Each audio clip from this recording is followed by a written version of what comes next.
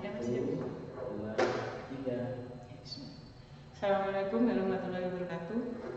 Selamat pagi anak-anak semuanya. Selamat pagi juga yang di rumah. Kita ketemu lagi ya dengan Bu Sri. Mudah-mudahan kalian tidak bosan. Kalau dulu kita ketemu untuk pelajaran perencanaan bisnis, nah sekarang kita ketemu untuk bagaimana mengelola bisnis ini. Mata pelajarannya adalah pengelolaan bisnis retail. Jadi otomatis yang kita pelajari adalah bagaimana kita mengelola bisnis retail. Ada beberapa materi yang nanti harus kalian pahami untuk kelas 11, mulai dari memahami bisnis retail itu sendiri, kemudian ada perilaku konsumen dan seterusnya. Namun untuk kali ini kita hanya akan mempelajari memahami bisnis retail. Ini adalah KD yang pertama. Saya sampaikan dulu materi yang akan kita pelajari hari ini. Yang pertama adalah pengertian bisnis atau usaha retail. Kemudian yang kedua adalah faktor yang mempengaruhi keberhasilan bisnis atau usaha retail. Yang ketiga adalah peran dan fungsi dari usaha retail. Nah, sedangkan setelah selesai materi ini, Bu Sri berharap kalian akan memahami pengertian bisnis atau usaha retail. Yang kedua adalah memahami faktor yang mempengaruhi keberhasilan bisnis atau usaha retail. Dan yang ketiga adalah memahami peran dan fungsi bisnis atau usaha retail. Baiklah anak-anak, ya. Coba sekarang kalian mengingat-ingat usaha retail yang ada di sekitar kalian. Ada atau tidak? Nah, dari situ saya yakin, saya percaya bahwa kalian akan tahu apa itu yang dimaksud dengan bisnis retail. Kalau kalian merasa bingung, coba kita lihat gambar yang ada di sini. Ya, ini akan membantu kalian untuk memahami apa yang dimaksud dengan bisnis retail. Ini saya yakin kalian sudah tahu semuanya ya. Ada gambar orang jual sayuran yang mungkin setiap paginya itu berhenti di depan rumah kalian ya. Mungkin ibu yang belanja, ada tukang bakso. Kemudian di sisi lain kalian lihat ada toko yang besar. Nah, pertanyaan saya, apakah semuanya ini termasuk dalam usaha retail? Nah, sekarang mari kita lihat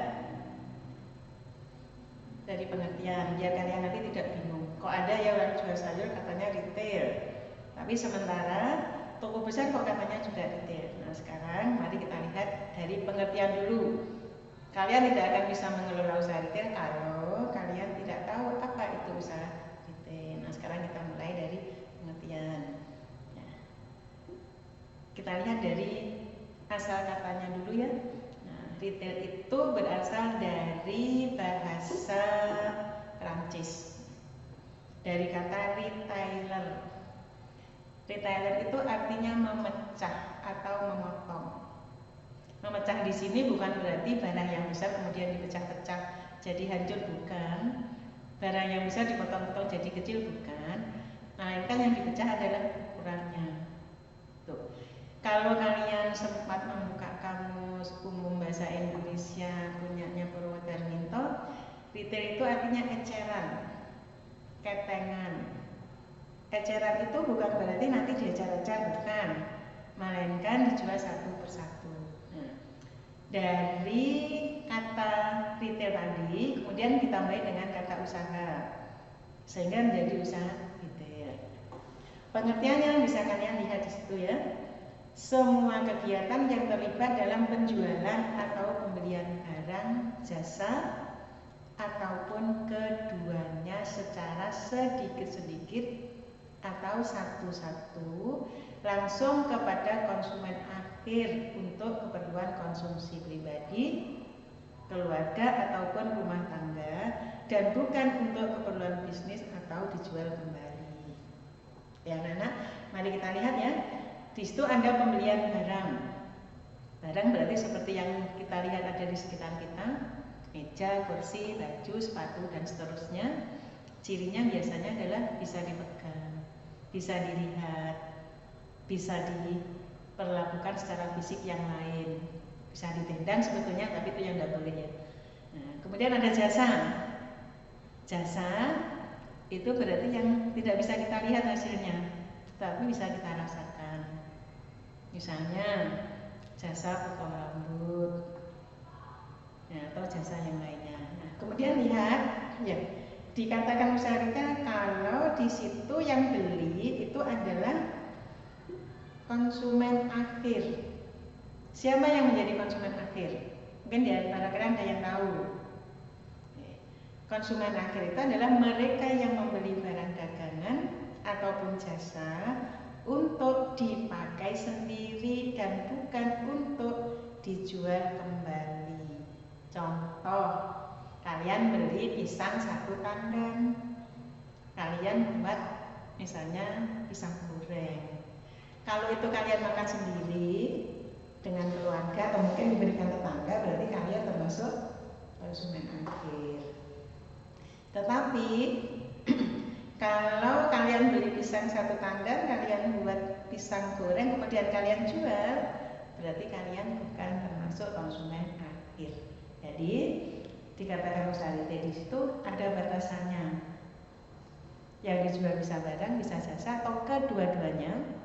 Kemudian di situ, ya secara sedikit atau satu-satu, misal kalian beli pisang sesisir, beli sampo hanya 1 saset, nah itu namanya satu-satu.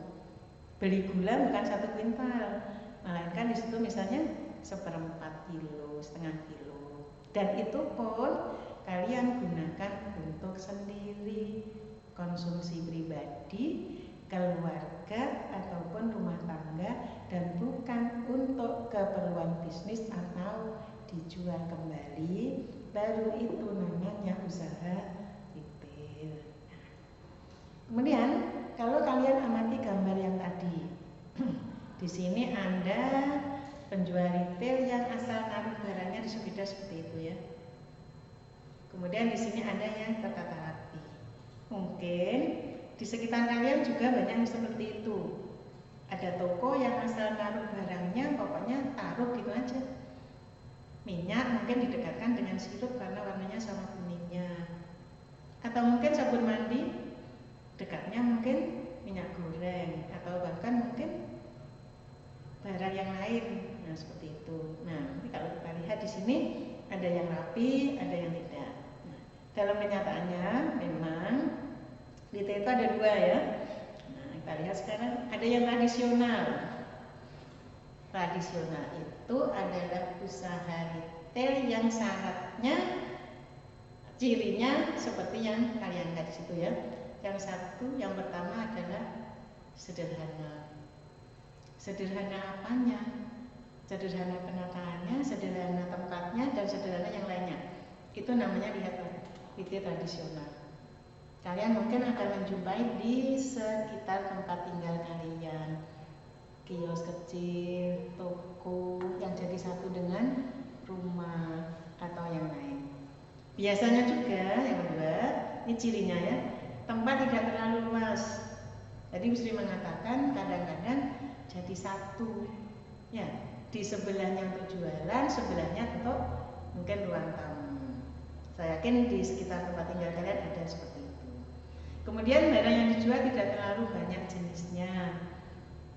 Jumlah mungkin bisa banyak, tapi jenisnya tidak banyak. Mungkin misalnya sabun, ya ada sabun mandi dengan merek tertentu. Itu misalnya variannya ada berbagai warna, kuning, merah, hijau, dan seterusnya. Dia hanya menjual misalnya 1 warna atau 2 warna. Itu yang dikatakan barang yang dijual tidak terlalu banyak jenisnya. Kemudian biasanya lagi, ya mereka nggak punya catatan yang bagus. Asal saja nyatanya, hari ini belanja ini, hari ini jual ini, dapatnya sekian, misalnya seperti itu. Nah, itu yang dikatakan dengan sistem pengelolaan atau manajemennya biasanya sederhana. Yang berikutnya, tidak menawarkan kenyamanan berbelanja. Kadang-kadang kalian lihat, ya ada toko retail yang mungkin kalau dibuka itu sudah mepet di jalan. Sehingga orang yang beli itu di pinggir jalan, kalau ada yang lewat di belakangnya, ya mungkin harus menipiskan badannya ya, mepet-mepet sampai ke, nah itu tidak menawarkan kenyamanan. Mungkin ya tempatnya sempit sehingga nggak nyaman. Ya, mungkin juga panas sekali. Nah, mungkin juga panas sekali ya. Atau yang lain mungkin kotor. Nah itu, yang jelas dengan cara seperti itu, ya itu tidak akan nyaman ya, tidak menawarkan kenyamanan berbelanja. Nah kemudian ini yang biasanya masih adanya proses tawar menawar. Memang tidak kita pungkiri ya, kalau namanya orang beli itu senang menawar ya, apalagi kalau itu ibu-ibu senang nawar. Pernah nggak diajarin kalian ke pasar belanja, tuh mau beli barang gitu ya, biasanya pindah dari satu tempat ke tempat yang lain karena apa? Cari yang lebih murah. Meskipun kadang-kadang akhirnya kembali ke yang pertama, tapi setelah capek. Nah itu adanya proses tawar menawar. Kemudian satu lagi yang bisa kita tambahkan sebetulnya adalah penataan barangnya biasanya tidak terbuka. Tapi sekarang kita sudah banyak melihat juga ya, retail tradisional tetapi penataan barangnya itu hampir seperti retail modern, jadi terbuka, diberi rak-rak seperti itu. Cuma unsur yang lainnya itu masih ada, misalnya tempatnya sempit, barang yang dijual tidak terlalu banyak dan seterusnya. Nah, ini berikut ini gambarnya ya kayak gini nih. Pasar itu termasuk retail tradisional. Coba lihat ya di situ sempit ya. Bahkan mungkin kalau ke pasar apa yang kalian rasakan? Kan bau juga ya. Nah seperti ini. Ini lagi seperti ini ya. Nah ini. Kemudian kebalikannya adalah yang modern. Nih, retail modern adalah penjualan eceran tapi sudah tidak sama dengan yang tadi ya. Di sini namanya adalah retail modern. Menawarkan tempat yang luas, biasanya luas, seperti yang di gambar seperti ini ya, tempatnya luas kan gitu. Nah, kemudian yang kedua, barang yang dijual biasanya banyak jenisnya. Ini kalian biasanya senang ya jalan-jalan mall kan gitu ya, belanja kan gitu. Ya, kalian mungkin mengatakan, oh ini bukan retail. Itu sebetulnya retail selama batasan tadi menjual secara eceran, itu berarti namanya adalah retail. Kalau menjualnya bukan eceran, berarti itu namanya bukan retail ya. Nah, sekarang kemudian barang yang dijual banyak jenisnya. Jadi kalau kalian belanja di retail yang modern, misalnya mau beli sabun satu merek tertentu, itu variannya banyak. Ya misalnya warnanya merah, hijau, kuning, gitu ya. Kemudian yang lain. Kemudian merek yang lain, misalnya merek yang lain lagi warnanya juga seperti itu. Kadang kalau kalian lihat kan ada yang cair, ada yang batangan, ada yang cairnya juga banyak ukurannya. Nah itu yang dikatakan dengan barang yang dijual banyak jenisnya. Kemudian sistem manajemen terkelola dengan baik. Ada catatan yang bagus, nggak kayak retail tradisional yang hari ini belanja pokoknya dicatat atau tanpa dicatat ya. Pokoknya tadi aku belanja sekian, hari ini aku dapat uang sekian ya. Itu namanya adalah tradisional. Tapi kalau yang di modern semuanya itu sudah nggak ada. Kemudian nyaman ya, nyaman mungkin di dalamnya ada pendinginnya, AC-nya. Ini yang biasanya kalian manfaatkan kalau pulang sekolah ya, kan ada mampir, masuk, cari apa mbak? Mau dinginkan badan ya. Nah kadang-kadang seperti itu. Kemudian penataan barangnya biasanya juga rapi. Nah ini nyaman kita belanja. Dan fasilitas yang lain biasanya juga ada. Kemudian harga jual biasanya tetap, tidak ada tawar-menawar. Semua barang yang dipajang biasanya sudah lengkap dengan harganya. Nah, sehingga kita gampang, misalnya aku mau belanja ini berarti aku perlu sekian. Beda dengan yang tradisional tadi ya, kadang-kadang kita masih nawar. Tapi meskipun kadang-kadang kita juga suka ya, kita suka nawar itu ya, paling suka. Nah, memang suka seperti itu. Apalagi ibu-ibu ya, mbak-mbak itu ya. Nah, itu biasanya sama. Kemudian adanya sistem swalayan. Swa itu sendiri, layar artinya melayani sendiri. Apa retail yang tradisional? Nggak ada. Ada, sekarang mulai ada. Ya, meskipun kecil, tapi barang ditata terbuka, kemudian kita ngambil sendiri. Itu di retail yang tradisional sekarang juga sudah mulai ada. dikatakan tradisional sekali enggak, dikatakan modern pun juga tidak. Tapi kalau di yang modern, ya itu biasanya sudah yang namanya swalayan. Kemudian pemajangan pada rak terbuka. Pemajangan pada rak terbuka itu kaitannya dengan sistem swalayan. Dengan pemajangan pada rak terbuka, maka yang namanya membeli akan bebas memilih barang yang dia butuhkan. Ambil, kembalikan, ambil, kembalikan. Ya, tapi bukan seperti yang dilakukan oleh sebagian orang ya. Karena ambil, nggak jadi beli, ambil lagi nggak jadi beli. Bukan seperti itu, terus keluar. Bukan ya, bukan seperti itu. Ini adalah retail modern. Tetapi meskipun seperti itu, tetap itu eceran. Ada nggak di sekitar kalian yang namanya retail modern? Ada. Kalau kalian dari kelas 11 alfa itu sebetulnya sudah termasuk sudah retail modern. Cuma mungkin skalanya kecil, tidak dari skala usahanya kecil, cuma seperti itu. Ya, tapi nyaman kan? Nah, sebetulnya kalau kalian pulang sekolah kan kadang-kadang kalian juga mampir. Tujuannya apa? Mendinginkan badan ya. Habis itu keluar lagi, jadi masuk, muter, keluar lagi. Nah, seperti itu. Nah, coba lihat gambarnya. Nah, ini ada contoh dari retail modern. Biasanya tertata rapi, bersih, nyaman. Nah, ini juga contoh dari retail modern. Nah, kemudian di yang berikutnya, nah suatu usaha retail itu bisa berhasil, bisa tidak. Kalian akan lihat ya, kadang-kadang toko retail itu baru buka, ya nggak sampai setahun sudah tutup. Tapi sementara di satu sisi buka lagi ada toko yang baru. Satu sisi yang belum 1 tahun itu sudah tutup. Nah, ada beberapa faktor yang bisa mempengaruhi usaha retail itu berhasil atau tidak. Ada 3 faktor. Yang pertama namanya lokasi usaha. Yang kedua adalah harga untuk retail itu. Ya, kemudian suasana toko. Sekarang kita lihat dari faktor yang pertama yang mempengaruhi keberhasilan usaha retail. Yang pertama adalah lokasi usaha. Ya. Lokasi usaha yang nomor 1 yang harus kita perhatikan kalau misalnya kita mau mengelola usaha retail harus terlihat. Jadi tokonya itu harus terlihat. Terlihat oleh siapa? Ya, terlihat oleh konsumen. Bukan hanya terlihat oleh yang jual. Kalau terlihat oleh yang jual, sementara konsumen tidak melihat, ya percuma. Kan seperti itu. Jadi yang nomor 1 harus terlihat. Diusahakan seperti itu. Bagaimana bisa terlihat? Mungkin ya di pinggir jalan atau yang lainnya.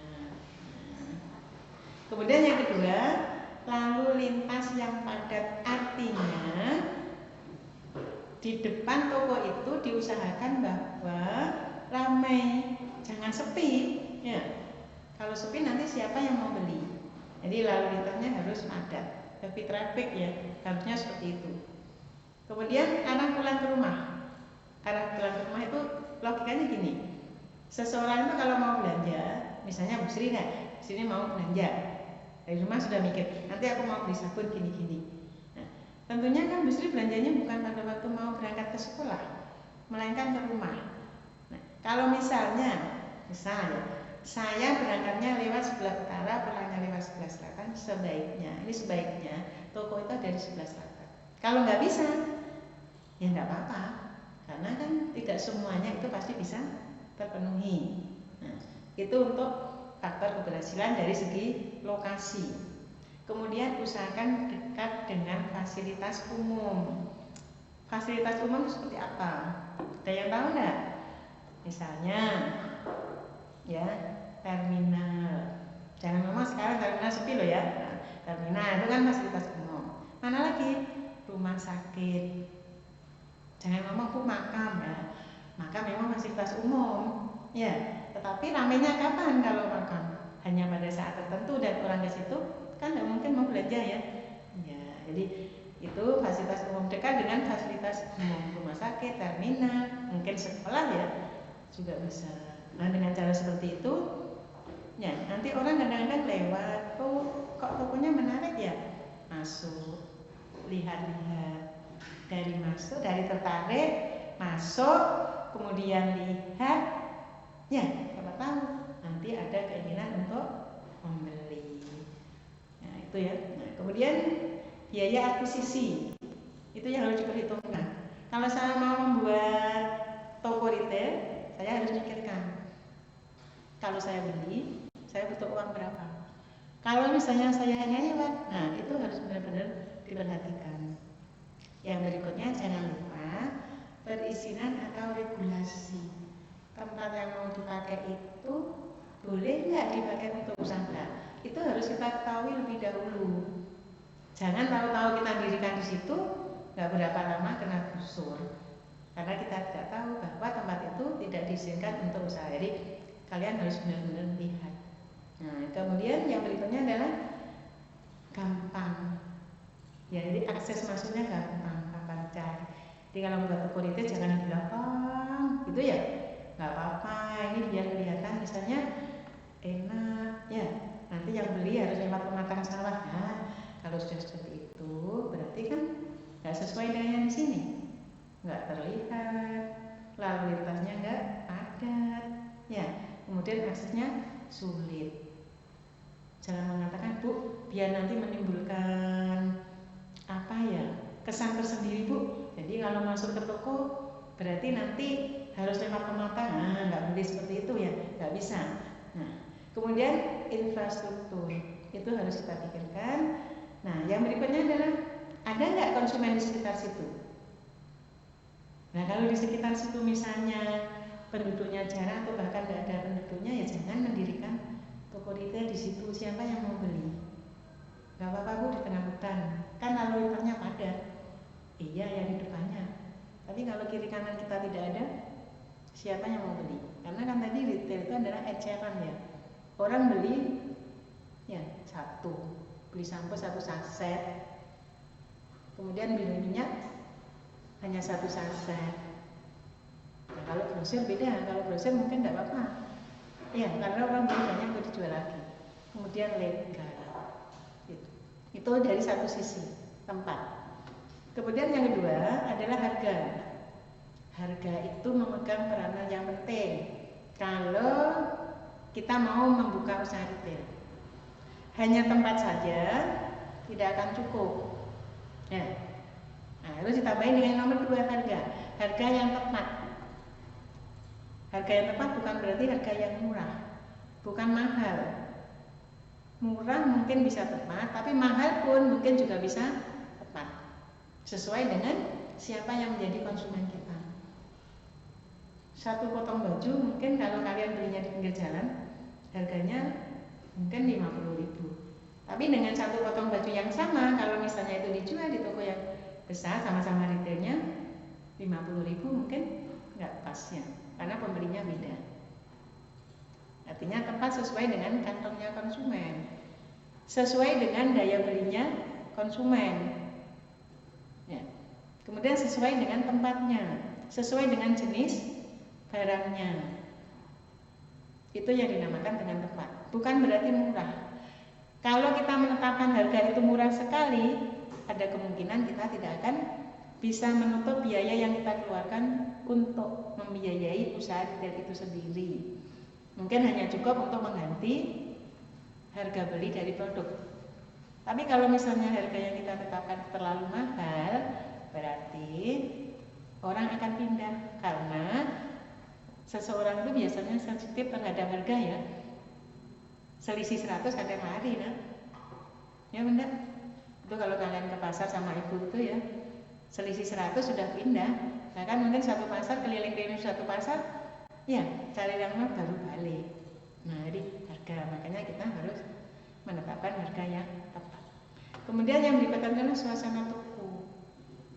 Suasana toko harus nyaman. Ya, bisa interiornya yang ada di dalam toko, bisa eksteriornya. Eksterior adalah wujud fisik penampakan ya, wujud fisik atau kalau dilihat dari luar itu adalah eksteriornya. Kalau kalian lihat kan toko-toko modern biasanya dari luar kelihatan bagus ya, warnanya cerah. Kalau interior berarti dari dalam, peralatan yang digunakan, kemudian cara menata barangnya, alat yang lainnya, fasilitas yang ada, semuanya itu adalah interior toko. Mungkin kalian akan bertanya ya, kalau sudah lokasi sudah sesuai dengan syarat itu, kemudian harganya juga sudah sesuai, suasananya juga sudah sesuai mendukung, apakah usaha retail pasti akan berhasil? Ada faktor yang lain sebetulnya ya yang mempengaruhi. Memang kadang-kadang tidak seperti itu. Kadang-kadang kalian melihat lokasinya nggak terlihat, masuk rumah, masuk gang, kan gitu ya. Nah, kemudian aksesnya juga sulit, tapi ramainya ya, minta ampun, ramainya ramai sekali ya. Orang datang ke situ. Nah, kenapa seperti itu? Mungkin yang lainnya ya, mungkin harganya yang pas bagi mereka. Jadi dengan 3 itu memang diusahakan usaha retail itu akan bisa berjalan dengan baik.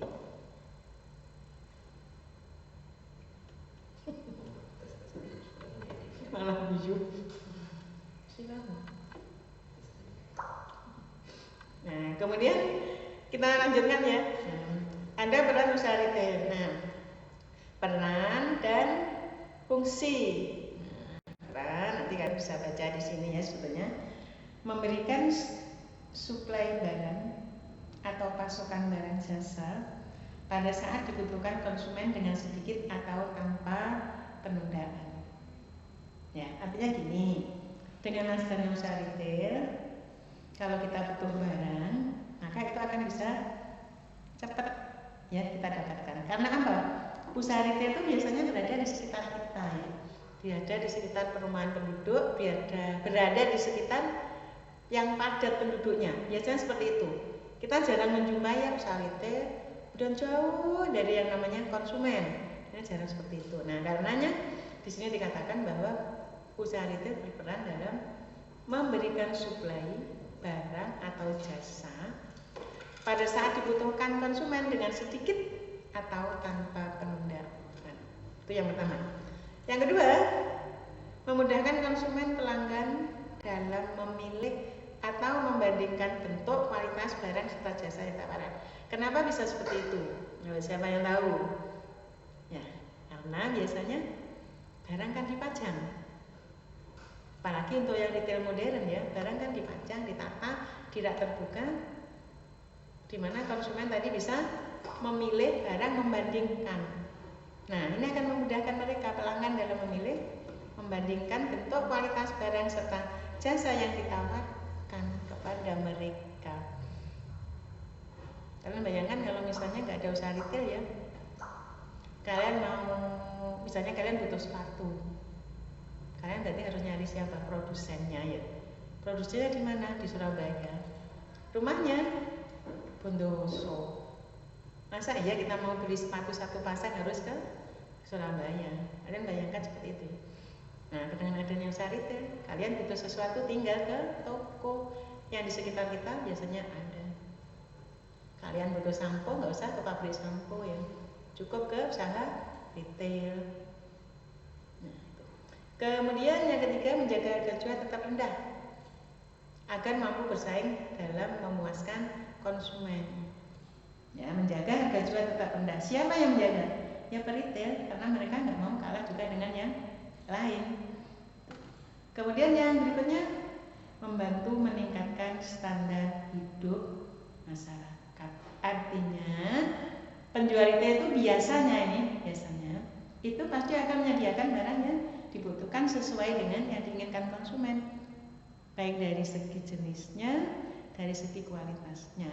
Nah, dengan cara seperti itu maka kebutuhan konsumen itu akan terpenuhi dan itu berarti akan meningkatkan standar hidup mereka. Yang kedua, yang berikutnya, yang terakhir, memungkinkan dilakukannya produksi besar-besaran. Semakin banyak usaha retail, maka akan semakin banyak yang dibutuhkan oleh mereka. Nah, berarti nanti pengaruhnya ke produsen. Nah, produsen nanti akan bisa produksi secara massal. Nah, semuanya ini adalah peran dari usaha retail. Yang terakhir, nah ini adalah fungsi dari usaha retail. Yang nomor 1, melakukan kegiatan usahanya di lokasi yang nyaman, mudah diakses pelanggan, seperti di sekitar rumah penduduk. Itu selalu seperti itu. Ya, ada nggak di sekitar kalian usaha retail? Pasti ada. Mulai dari yang kecil, yang besar, yang tradisional, yang modern. Mungkin kalau yang modern harus ke kota, mungkin seperti itu ya. Bahkan ada yang datang ke kalian, itu juga retail ya, orang jual sayur, tukang bakso, ya, yang lainnya. Ya, ojek itu kan juga retail sebetulnya. Cuma retail apa? Retail jasa. Ada nggak usaha retail yang misalnya usahanya sembunyi seperti itu ya, jauh dari pemukiman penduduk? Sepertinya jarang kita jumpai ya. Biasanya pasti mereka melakukan usahanya di mana? Di lokasi yang nyaman sekitar rumah penduduk. Ya, gitu. Yang kedua, memberikan beragam produk sehingga memungkinkan pelanggan bisa memilih produk yang diinginkan.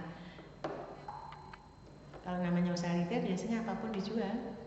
Yang penting laku. Coba perhatikan toko yang ada di dekat rumah kalian. Tokonya kecil, kalian mungkin mengatakannya retail tradisional. Segala macam barang dijual, ya benar. Buku dijual, ya. Sabun mandi dijual, ya. Bahkan kadang mungkin kebutuhan pokok, kebutuhan dapur juga dijual sembarang ya, makanya semuanya biasanya dijual. Itu retail, ya. Beragam produk sehingga memungkinkan pelanggan bisa memilih produk yang diinginkan itu. Yang berikutnya, membagi produk yang besar sehingga dapat dijual dalam kemasan atau ukuran yang kecil. Baginya seperti apa? Apa sabun besar dipotong-potong dibagi-bagi? Bukan seperti itu. Retail biasanya akan beli dalam jumlah yang agak banyak. Misal, gula beli 1 kuintal, dibungkusi, ya 1 kiloan, setengah kilogram. Nah, itu yang dikatakan membagi produk yang besar sehingga dapat dijual dalam kemasan atau ukuran yang kecil. Jadi bukan barangnya dibagi-bagi. Kulaan misalnya ya, kulaan sampo 1 karton, kemudian dijual di ecer. Nah, itu namanya juga membagi. Jadi membagi di sini bukan berarti membagi dalam arti yang sesungguhnya barang dibagi-bagi. Kemudian yang berikutnya, mengubah produk menjadi bentuk yang lebih menarik. Kita sering lihat ya, di retail itu kadang-kadang barang yang sudah dijual satu-satu kemudian dibungkus ya. Barang A, barang B, barang C, atau mungkin sabun, kemudian pengharum, ya, dikemas satu-satu, dimanage satu-satu. Ya, itu yang dikatakan dengan mengubah produk menjadi bentuk yang lebih menarik. Bukan produknya dirubah dalam bentuk yang lain, bukan. Atau misalnya dia jual ya beli 1 gratis 1 ya, bukan beli 2 dapat 1, bukan ya, beli 1 gratis 1. Kalau beli 2 dapat 1 siapa yang rugi? Yang beli ya. Kita belinya 2 cuma dikasih 1 kan, seperti itu ya. Oke.